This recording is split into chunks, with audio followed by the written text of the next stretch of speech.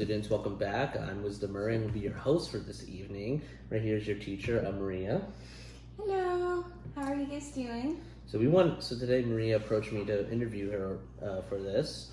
And so Maria wanted to talk about her experience as a neuroscience student at UTSA, right? Yeah. And we're just going to go through that experience and what made you want to go into neuroscience, what made you want to leave neuroscience, as many of you know, Maria's not a neuroscience major anymore, and why. And just like your journey through your education, what things in your life have taught you to really just keep going, to really kind of like what the last interview was with me. Right. So I just go and talk about yourself. You can talk about as much as you want. That's reasonable. That's like not too personal for the students. You don't want to expose your entire life story. Right. Well, it all starts with. Once upon a time I had, a cat. No, I'm just kidding. No, I'm not gonna be that specific. Please don't. I get what you're saying. No, yeah, for sure. Hi students. My name is Maria, and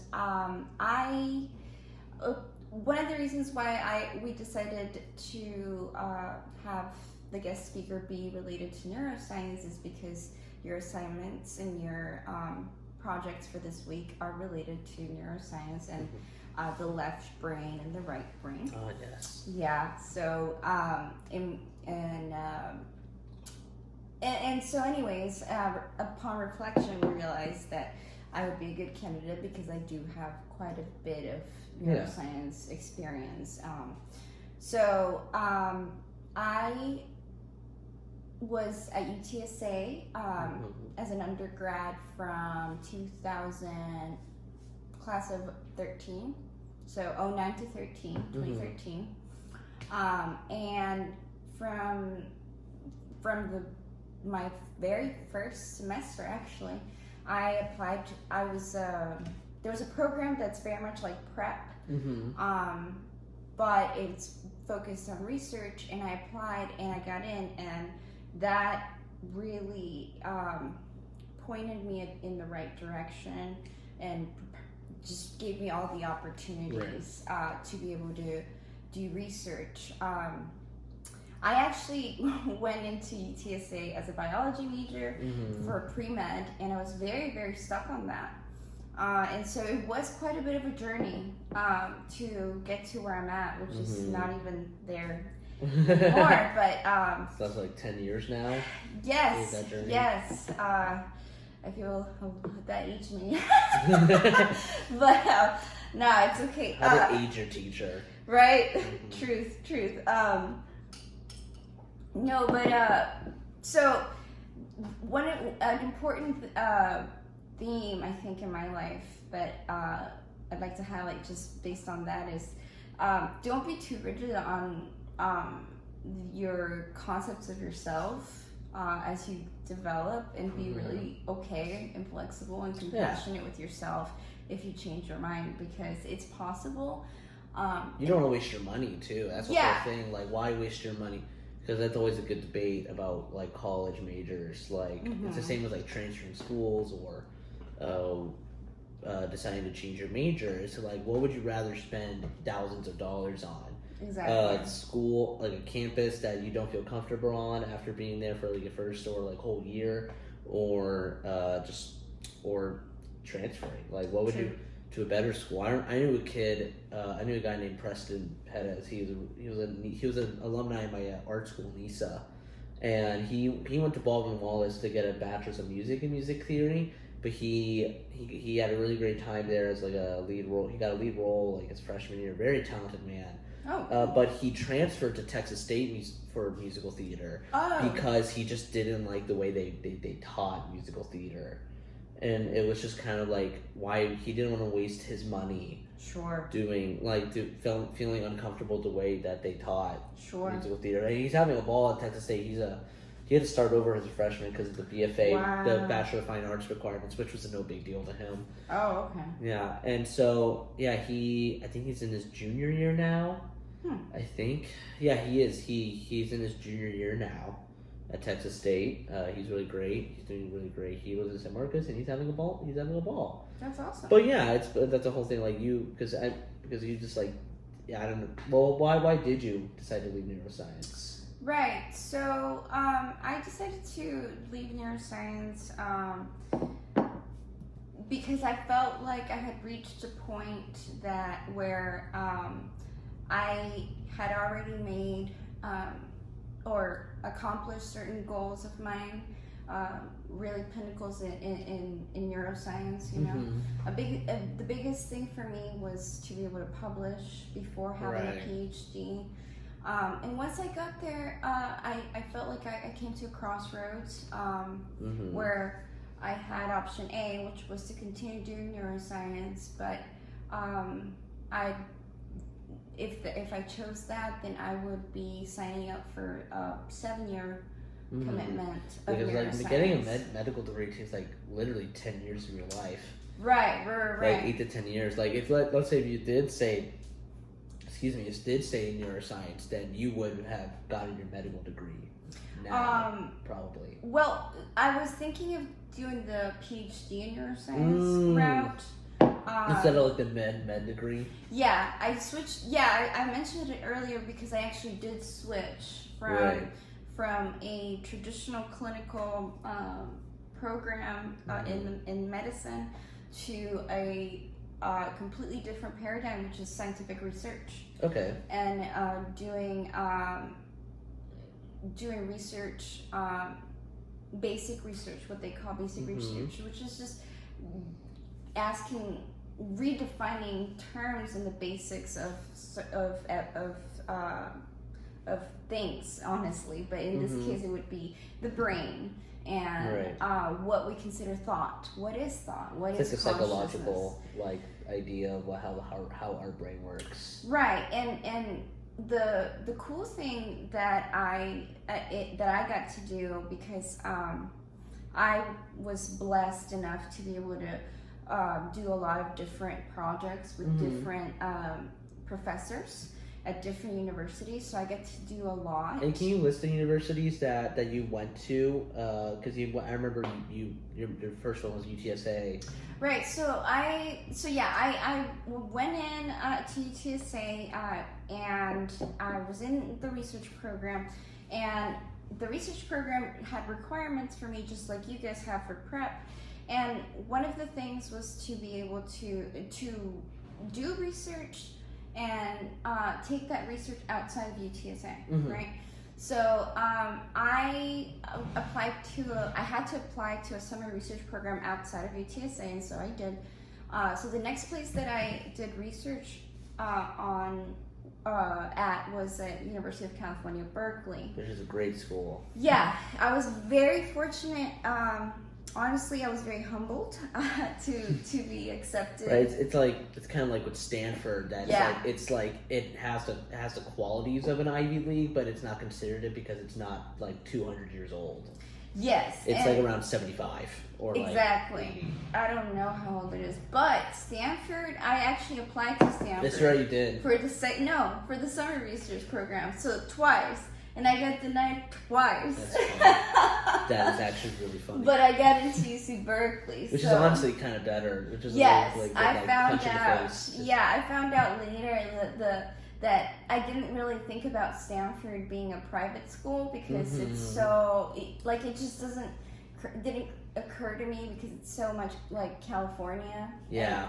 And so, but it is, and so it is kind of like a Harvard feel. Yeah. Whereas UC Berkeley is kind of like a UT Austin type of feel. Yeah. If any of you guys have ever been to Berkeley, California, which you should, it's a very beautiful city. Yeah. It's very north of California in the Bay Area, and it's very it really is like Austin, Texas. It's like a very hipster town. You see vegan restaurants on every corner.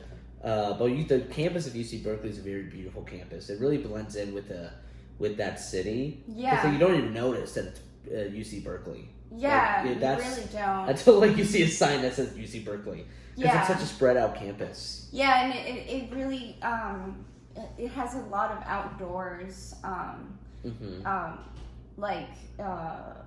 open spaces that it's Right. part of the university, but it's outdoors. Mm-hmm. And I think one of the coolest things that UC Berkeley has as a university, that it has above Ivy Leagues and everything, is the activism that It's very the students, liberal. It's a very liberal university. and more than that, what I really like is that UC Berkeley has made changes through pacific and peaceful actions of nonviolence. Yeah, which is so really relevant to what's going on today with like the Black Yes. Lives Matter movement. Like there are peaceful protests and then there are rioters, but we don't want to delve into that.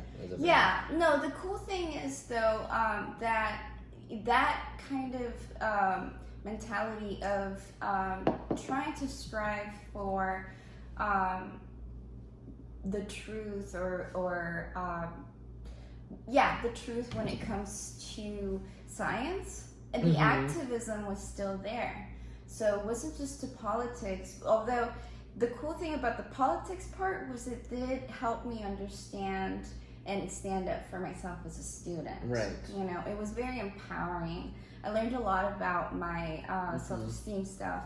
But on top of that, when I went into the sciences, there was this benevolent feeling that everybody really was there to find the truth of That's interesting about like a lot of science programs. I wouldn't know about a lot of science programs being in art, being in a theater major. Right. But I think that's really interesting. I never really heard someone like describe science or like some type of research as finding the truth and not finding the answer. Exactly. Because the answer and the truth are two very different things. Yes. Because like the answer could be a lie, the answer could be a truth, but you just want this it's a very specific answer. Yes. And I think that's a really good like thing to keep in mind when you're doing like research. Like what type of answer are you looking for? Right. Yes, that's And true. and again, it can be multiple things. It doesn't have to be a truth or a lie. It can literally just be somewhere in between. Because a lot of research and a lot of answers in research are always in the in between. Because it's very hard to find like real like truth. Right. In that research. is, yeah. And especially So ongoing research. Yeah, especially in the biology sciences, physics. I can't really talk about that because it's not true. But in biology, we never actually get to the truth. Right. It's an exponential.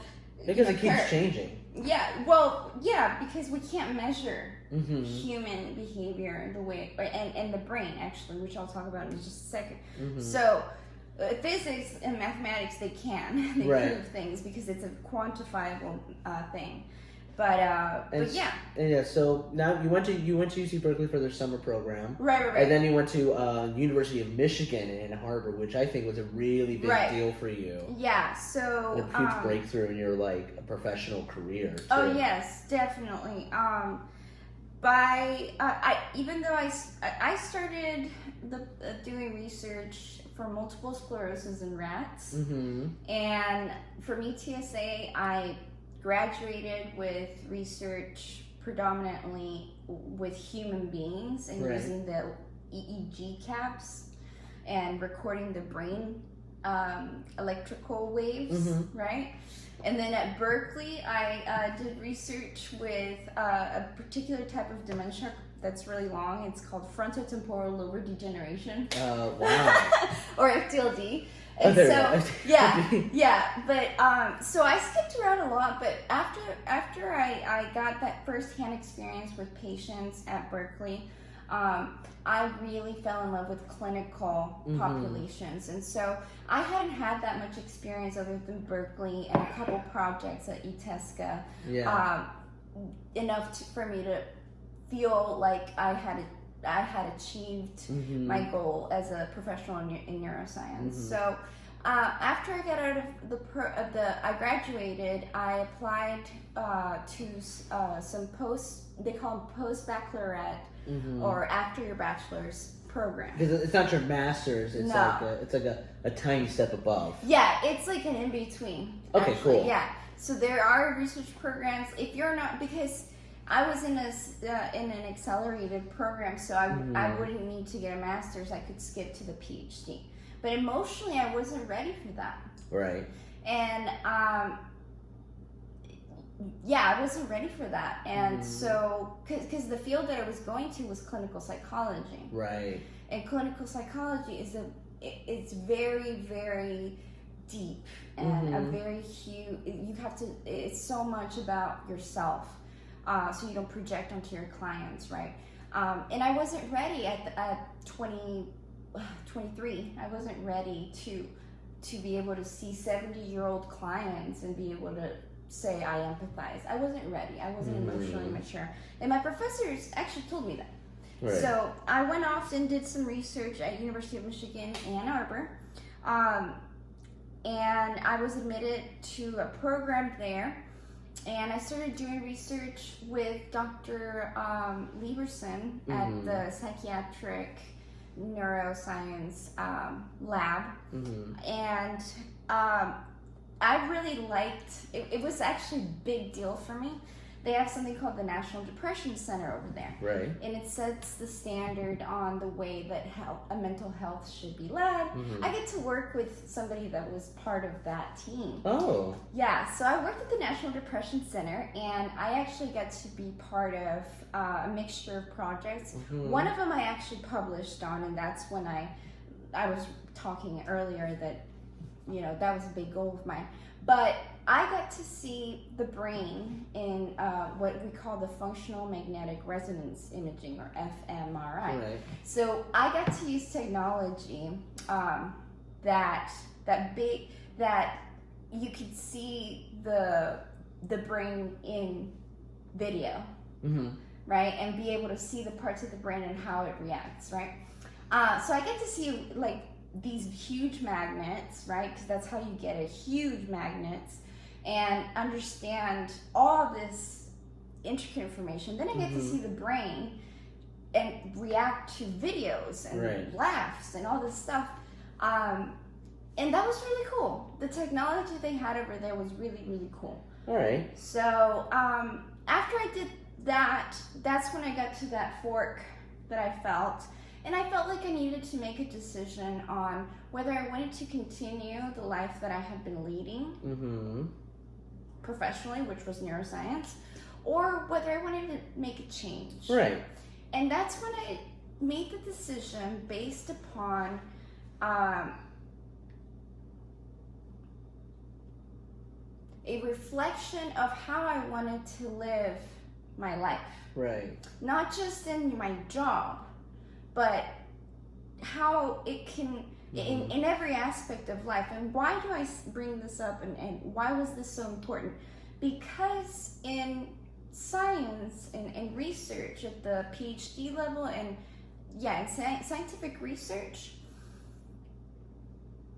it never stops, and it will, research will take up all of your time if you allow it to. Yeah. Because you're always, remember I said the exponential curve, you're always trying to find that limit.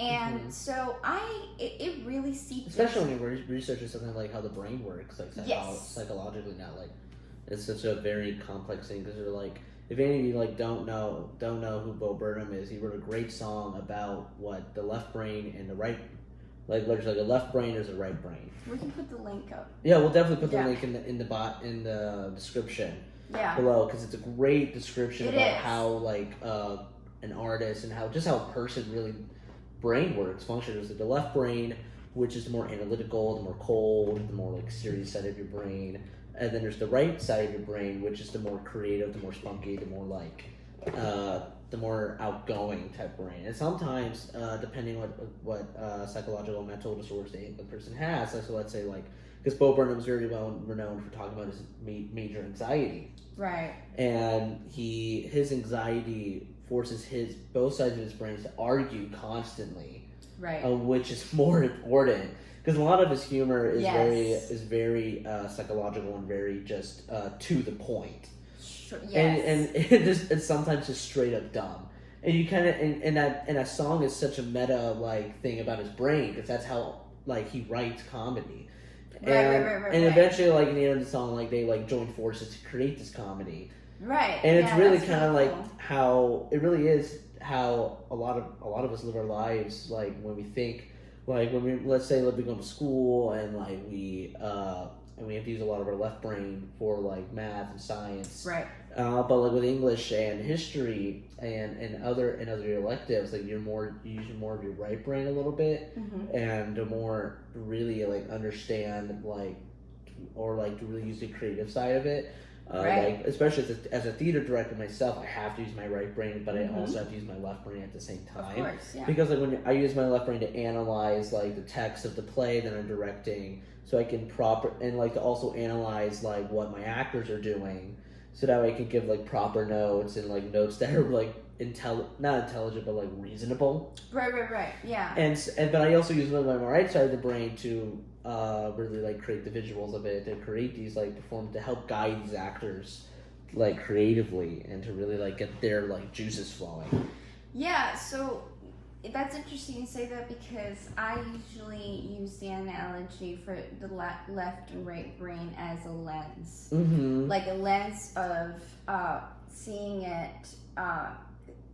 So actually, okay, a lens where the left brain puts it. Let's say you're making a drawing, right? The left brain would be your sketch. Yeah. And the right brain would be the color. When you add dimension and color. So every situation, a lot of the times we think that we don't use our left brain when we choose a work that's in the arts. But you mentioned that you do, because yes, we do. You always use both, right? Actors all use their left brains all the time. Well, language, interestingly enough, is processed by the left brain. Because like how else we have to like as an actor too, like we have to like really analyze and think about what we're saying, and then really like control our brains to react to at a certain point. But we have also to allow our right brain to do that naturally, and to naturally writers, writers. Oh, especially writers. That's an art. Yeah. Using words, which is very interesting. Any type of writer. It can literally just be, because my stepfather like writes like thesis papers. That's like he has to use a lot of his left brain, but way more of his right brain to really really not perfect it, but really get to the point of what he's trying to communicate. Yeah. Through his thesis and what his philosophy of this certain aspect is. Right. Yeah. Yeah. That's exactly how I see it. So it's always just that balance, and I go back to that idea of the yin and the yang. So it's there for you to see the whole picture. Right. You need to see both colors. You need to have both dimensions. So what do you recommend? Because like as you like mentioned through this interview, you had a really crazy like university educational experience, and you told me before you had a very. Can you recommend students on? I know like when you applied for colleges and as a high school student, it seemed like it was like, I don't mean to age you, but 10 years ago. Yeah. Okay. It's way more different now because we have the Common App, we have Applied Texas, which is frustrating, right? But you get through it. And so, but like, what do you recommend to like students, especially in the prep program, who are either going into senior years or really like planning on going to college? Like, what do you recommend to those students on how to apply? Because I could give like my advice like easily, right. But I think it would be great to hear from someone who has been in college for like 10 years.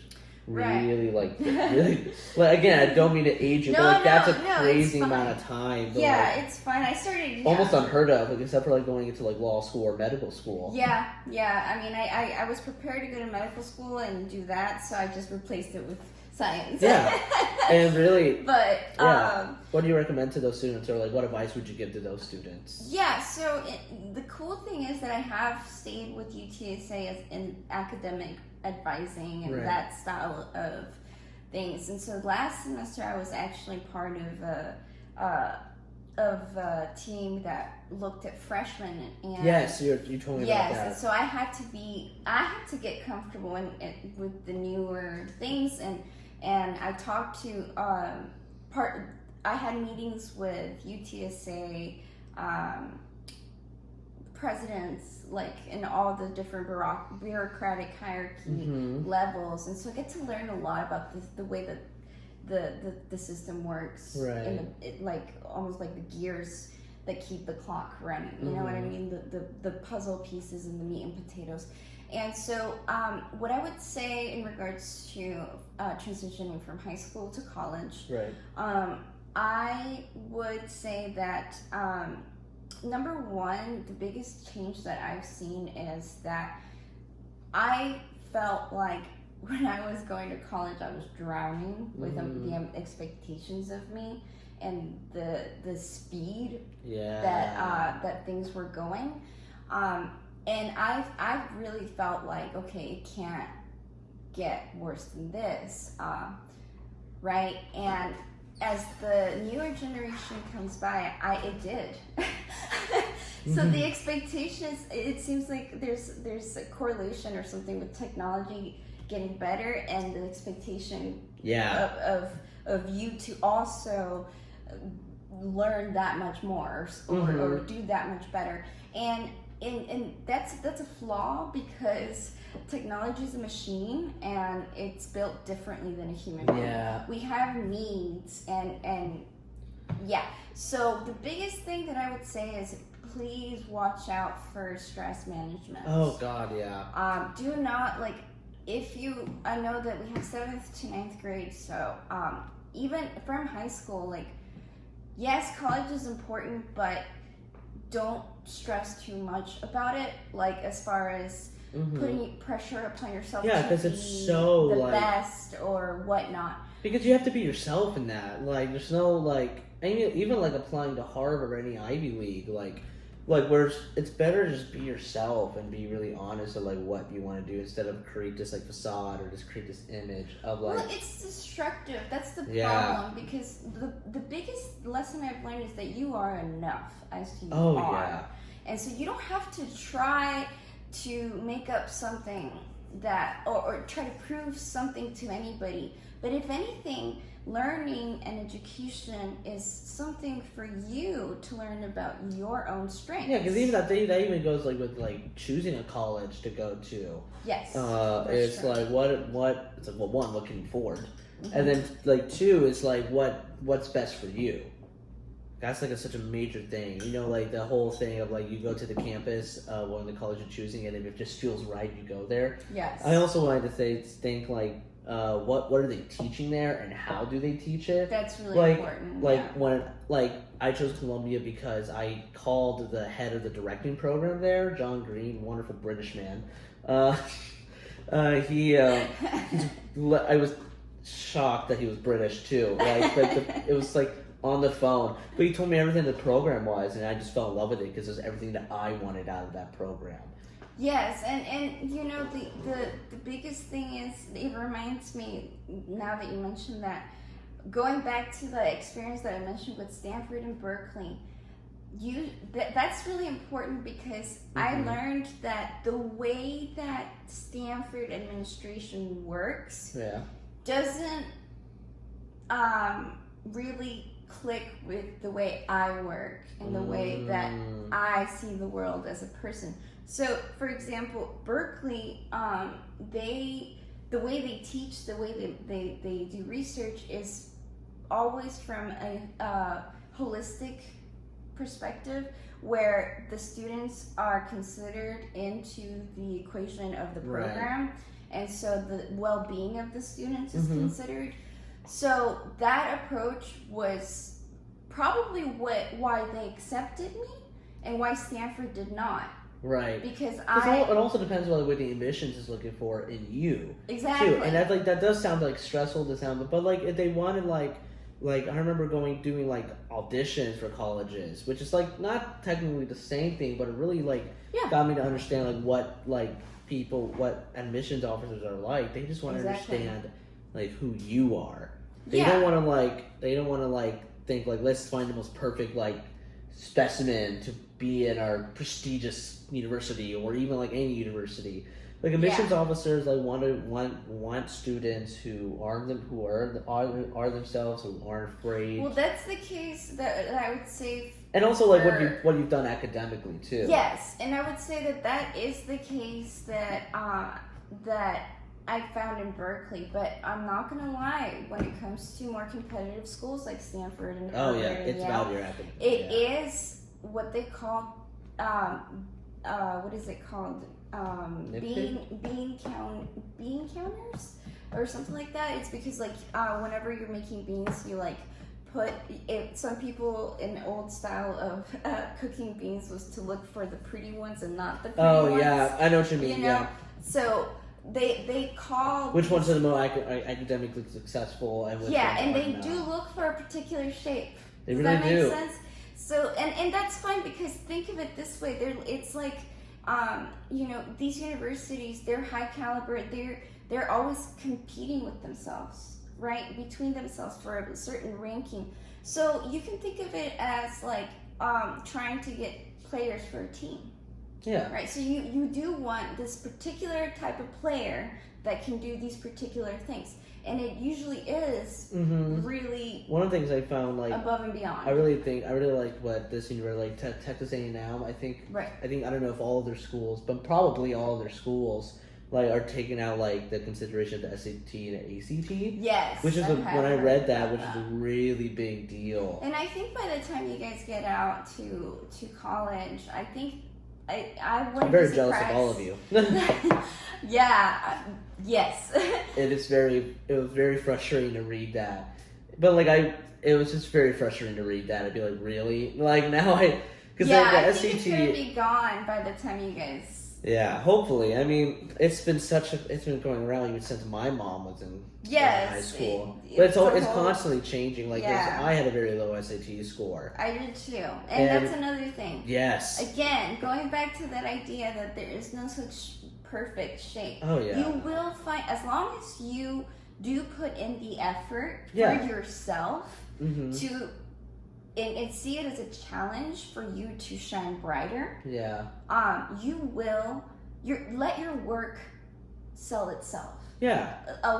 You are fine just the way you are. Just put in the effort, put in the discipline. That's the hardest thing to learn. But with those two elements and you dedicating yourself and being harnessing your passion, you'll be fine. You're going to find a place that fits you and you fit them. Yeah, like it's like, and like my advice would be like just apply smart. Yes. Like apply based on what your grades look like, what your SAT score looks like, and then just it's kind of like I went through the system, but then failed through the system of picking 5 schools that are out of state and then 5 schools that are in state. And that's always going to change. Like I ended up applying to like one in-state school, like Sam Houston, got rejected at that point, and then I applied for all out of state. True. And which like it always changes, but it's always good to have that. It's kind of like you have your dream schools, you have schools that you're most likely to get into, and then you have like your safety schools, like your safety nets. Yes. And that's also a good system to go through depending on how many schools you want to apply to. I think that's always like those two were really helpful. Yeah, and I think the last thing I wanted to say about the application process is that's relevant to y'all, because as the generations from my generation and younger, it's getting closer and closer to that. Undergrad is losing its value, and hold on when I say that, as far as relative to, so how can I say this? Undergrad is becoming the new high school. Okay, so it is. I'm not saying it's not important because it's actually becoming so important that it's the benchmark for everybody to start. Because now we have technology, we're just much more developed than we were. There's almost like this mentality of there's no excuse, right? Yeah. So anyway, undergrad is becoming the new high school. So I think, and further, higher education graduate programs are becoming the new bachelor's degree. So the way that I like to explain to people about what this means is that whatever your parent, for example, if your parents during their generation, if they graduate, the expectations of them graduating college, and after that they were set up to go have a house and a car and everything, that has changed Yeah. now, because now that you get a college degree, you don't get that kind of job. Now, with a college degree, you really get jobs that, with your parents' age, would be with high school. Yeah. So it's like, so it's one more set of college that you need to get to that ideal post-college experience, or first professional experience. So having said that, if you don't get into your dream school for undergrad, it's actually not a big deal, because the most important thing that your job will look at is your last experience. And the higher you go, the less value the earlier ones, like undergrad and high school. Yeah, it's all about experience too. Like high school for me was so long ago. Now that I'm getting my master's degree, that I don't even have it on. It's barely. I can't list it on my resume, and it's on the last page of my CV. Yeah. So it's like it's not. CV really, means cover letter for those who don't know. Yes. Yes. So yeah. I just keep that in mind. Like, if anything, try to shoot for the stars. If you don't get in, that's okay. Yeah. Do it again. What's more important is the last experience, which is probably going to be a graduate degree. Given the statistics that we're looking at, the projections for your generation, we already are at the level right now that professionals are required to have a master's degree, and a lot of us are required to have some type even of like directors, like science. there's like master's degrees for directing, which I probably will do in my future, just to have even more like understanding of it. I wanted to. So, what do you plan on? What do you plan on like achieving once you get your master's? And like, what job do you plan on getting, or what are you like aiming for with all the research that you've done on the brain and psychological powers of the brain? And what once you graduate, what will you be trying to do, and how does that job and how does that goal to get that job influence the community, or make spread awareness of something? Yeah, so or just have like some sort of relevance. Sure. So right now I'm getting a master's degree in clinical mental health counseling. The difference with counseling is that that is the subject matter in the community that we use to define therapy and the act of therapy. So I'm really getting a master's. I have a bachelor's in psychology, so I have the knowledge. The way I like to tell people is my master's is in how to apply it in a therapeutic setting. Right. And so I am almost done with it. I have my last year of practice, and I found that at UTSA we have a really cool program called the neurofeedback program.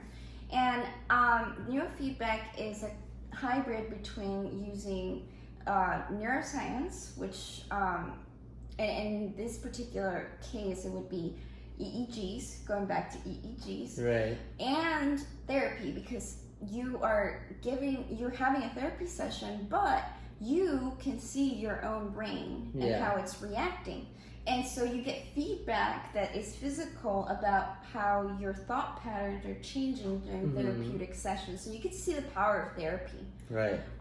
And that's a really cool thing for me, because it merges both of my worlds. Kind of like the left brain and the right brain. Right? So, and as far as the community goes, the really cool thing that I've been able to find as far as the way that I can help the community, counseling, first of all, is a huge commitment to the community.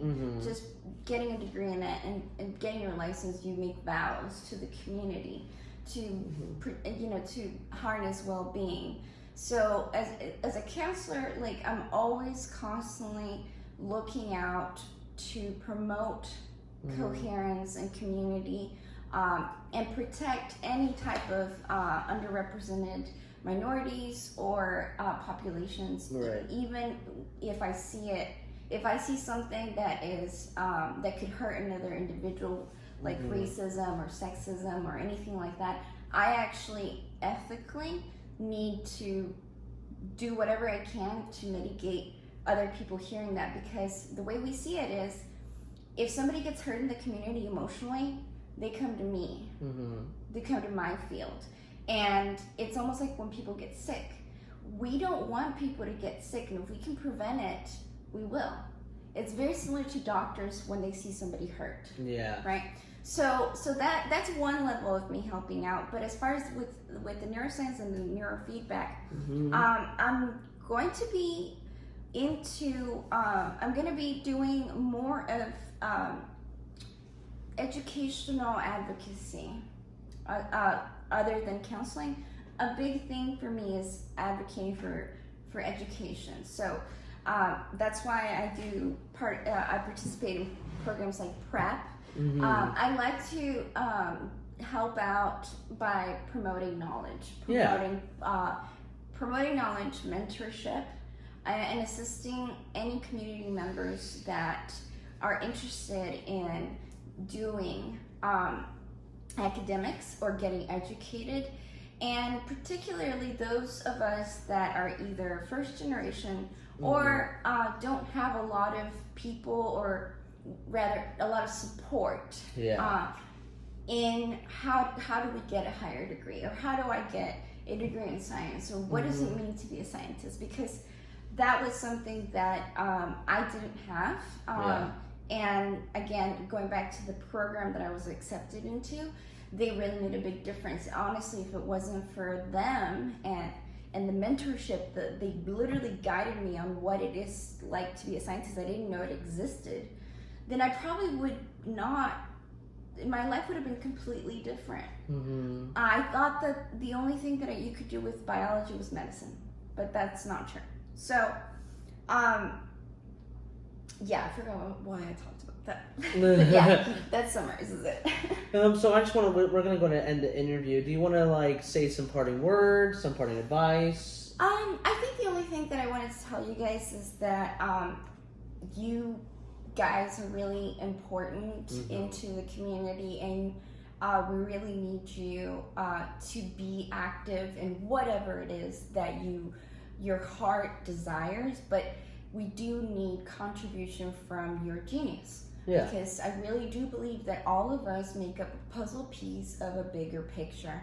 We're all connected, and we all have inherent value. I really want to leave you with that, because as I see us going through such difficulties in the community, I find it so crucial to remind ourselves about that. And with that, please just do self-care, take care of yourself. And just take education as an opportunity for you to go through different dimensions that are beyond what you ever thought you could experience. Right. I want to say a quote that I learned my freshman year of high school that I stick by. Life gets in the way when you're too busy making other plans, which is a great quote by John Lennon. We'll put it in the description. It's good. Yeah, true. It really is, like, because I just never expected to be a director. I never expected to be to really go to college out of state. Or it really is, like, life really does get in the way when you're busy making other plans. Yeah. Because you can't plan your future. I mean, you can, you can. It's always good to plan your future, but I mean, like, you never know what life's going to throw at you. Yeah, you got to be flexible. You really have to. Yeah. You just have to accept what's going to happen, and then and how you deflect from that really shows who you are. Are you going to back out, take it easy when you are, or are you going to keep going forward and be the better person? It's always better to be the stronger and better person and go forward into the most difficult of tasks, like the coronavirus, being stuck at home, and just really, like, having some sense of hope and being smart and just keep going forward. Right. Instead of, like, cowering away, and it really is, if that quote really works with everything. It really does. And I'm so glad I learned that and really applied to my life. It is a quote that stuck with me. Then I hope, like, my classmates have stuck with that quote, because that is a powerful thing to read on a wall. It is. Wow. That is powerful. Oh yeah, but we'll put that quote in the description. That way you guys can, like, really, like, remember that, what that quote is. Well, Maria, thank you very much. Thank you. I appreciate it. Sorry I talked so much.